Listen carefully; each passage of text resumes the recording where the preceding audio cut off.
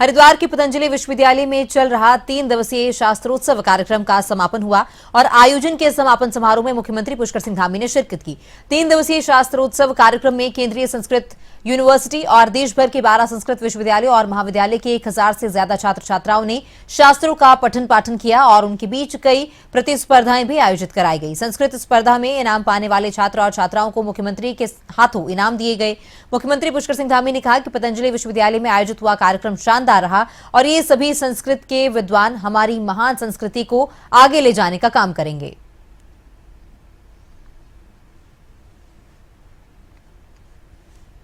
समापन कार्यक्रम में उपस्थित विद्वजन, शोधकर्ता, शास्त्र प्रेमी और जिनको भविष्य के कुलपति और मैं कहूं कि भविष्य के कर्णधार, जिनको विभिन्न क्षेत्रों में जाकर देश के अंदर और दुनिया के अंदर भारत के इस सनातन को और यहाँ की संस्कृति को, यहाँ के संस्कार को दुनिया के अंदर ले जाने का जिनके ऊपर दायित्व है, ऐसे सभी पधारे हुए महानुभाव का, छात्र छात्राओं का मैं देवभूमि उत्तराखंड में आप सभी का हृदय से स्वागत करता हूं, आप सबका अभिनंदन करता हूं। प्राचीन भारतीय ज्ञान परंपरा से जुड़े आप सभी विद्वज्जनों के बीच आकर मुझे अपार हर्ष की अनुभूति हो रही है और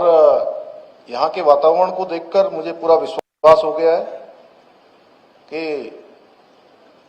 2 दिवसीय शास्त्रोत्सव निश्चित रूप से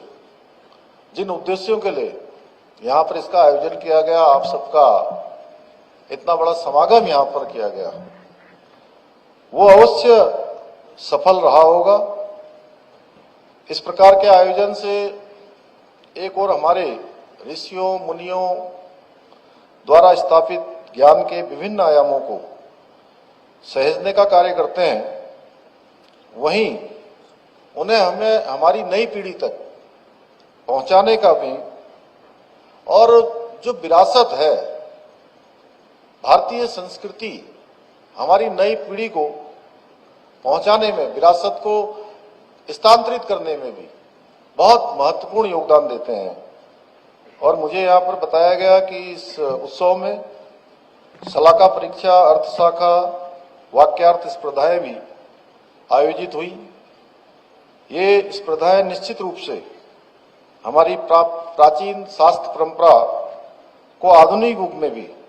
जीवंत रखने की दिशा में एक महत्वपूर्ण प्रयास साबित होगी। जिस प्रकार आदि शंकराचार्य जी ने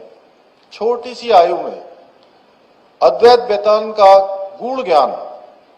अर्जित कर संपूर्ण भारत में ज्ञान की ज्योति जागृत की थी, उसी प्रकार ये शास्त्रोत्सव स्पर्धाओं में प्रतिभाग करने वाले आप सभी प्रतिभागी भी हमारी जो प्राचीन ज्ञान परंपरा है इसको आगे बढ़ाने वाले अग्रदूत हैं। मैं आप सभी के उज्जवल भविष्य की कामना करता हूं, मैं शुभकामनाएं देता हूं और इसी के साथ इसी अति महत्वपूर्ण कार्यक्रम को आयोजित करने के लिए केंद्रीय विश्वविद्यालय संस्कृत एवं पतंजलि विश्वविद्यालय का भी बहुत धन्यवाद करता हूं। भाइयों बहनों, जहां तक मैं समझ पाया हूं कि हमारे शास्त्र केवल मात्र एक ग्रंथ नहीं है, यह किताब ही नहीं है, बल्कि इस संपूर्ण सृष्टि के जितने रहस्य हैं उन रहस्यों को जानने और समझने का एक विशिष्ट। आज यहाँ पर केंद्रीय संस्कृत विश्वविद्यालय और पतंजलि विश्वविद्यालय के द्वारा 1000 से भी ज्यादा पूरे देश के और विदेश के भी, यानी कहूँगा कि नेपाल से भी आए हुए हमारे संस्कृत के विद्वानों का यहाँ पर बहुत शानदार शास्त्रोत्सव का ये कार्यक्रम यहाँ पर किया गया। ये निश्चित रूप से जो हमारी सनातन संस्कृति है, सनातन परंपरा है, जो पहले भी थी है और हमेशा रहने वाली है,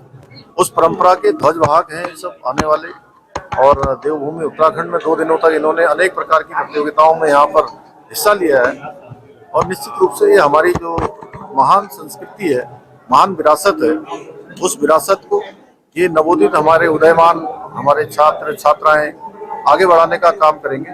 और पूरे विश्व को हमारी जो परंपरा है, उस गौरवशाली परंपरा, उस परंपरा से परिचित करवाने का काम करेंगे। मैं केंद्रीय संस्कृत विश्वविद्यालय को और पतंजलि विश्वविद्यालय को अपनी ओर से बधाई देता हूँ। और देश के प्रधानमंत्री का भी यही सपना है कि हम संस्कृति मूलक समृद्धि और विरासत मूलक विकास को विकल्प रहित संकल्प और अखंड प्रचंड पुरुषार्थ के साथ संकल्प से सिद्धि की यात्रा पूरी करें। उसके जीवंत प्रतिमान हमारे धामी जी हैं। आज सहस्राधिक जो पूरे देश के और नेपाल देश के भी संस्कृत के विद्वान विदुषी आए, उनको आपने आकर के सम्मानित किया, जिन्होंने वेद, दर्शन, उपनिषद, रामायण, महाभारत, भगवत गीता और पाणिनि अष्टाध्यायी जैसे शास्त्रों को स्मरण करके 3 से लेकर के 30 शास्त्र का स्मरण किए हैं। उन विद्वान और विदुषियों का आकर के आपने सम्मान किया, उनको गौरव प्रदान किया। ये सनातन का गौरव काल है और उस सनातन को आधुनिक ज्ञान विज्ञान अनुसंधान के साथ आगे बढ़ाने के लिए पूरी प्रतिबद्धता उत्तराखंड प्रांत की है। और